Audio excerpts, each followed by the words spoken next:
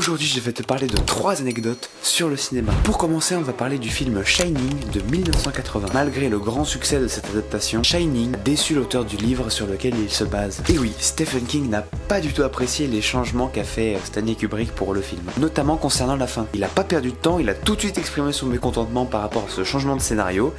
Du coup, c'est pourquoi il a participé au développement d'une autre version de Shining.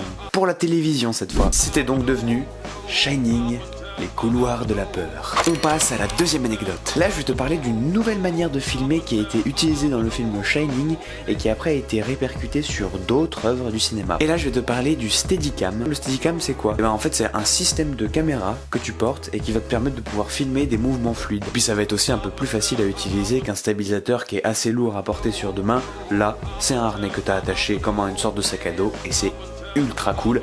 Je rêverais d'essayer. Alors peut-être que Shining n'est pas le premier film à avoir utilisé la technique du Steadicam, mais c'est en revanche grâce à lui que la technique s'est considérablement développée dans le monde du cinéma. Par exemple dans le film, les longs travelling dans les couloirs de l'hôtel sont devenus des références en matière de réalisation. Et là je te parle avec le Steadicam, mais aussi pour des techniques générales. On passe maintenant à la troisième anecdote. Et là je te ressors un classique de chez classique, les Goonies de 1985. Le bateau de pirate qu'on voit dans le film est en fait un vrai bateau et non des morceaux de décor construits. Et ça se passe à la fin du film. Et en fait les enfants ils ont pas été autorisés à pouvoir voir le bateau avant de tourner la scène. Parce que c'est sûr que déjà c'est cool pour des enfants de voir un bateau pour la première fois dans leur vie et surtout un vrai, mais aussi pour des techniques d'acting. Parce que c'est vrai que quand on est enfant, on a beau être acteur, c'est pas forcément évident. Et j'ai trouvé cette anecdote plutôt cool parce que j'aurais bien aimé vivre ça en fait. En fait, certains enfants, quand ils ont fait la scène avec leur vraie interaction, ils ont vraiment été choqués. Et du coup, quand ils ont tourné la scène, et en fait, les enfants, ils ont montré vraiment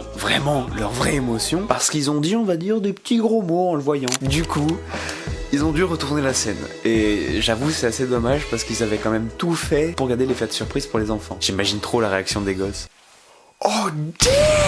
Voilà, c'est la fin de ces 3 anecdotes sur le cinéma. J'espère que ça t'a plu et on se retrouve la prochaine fois pour un nouveau réel. Ciao!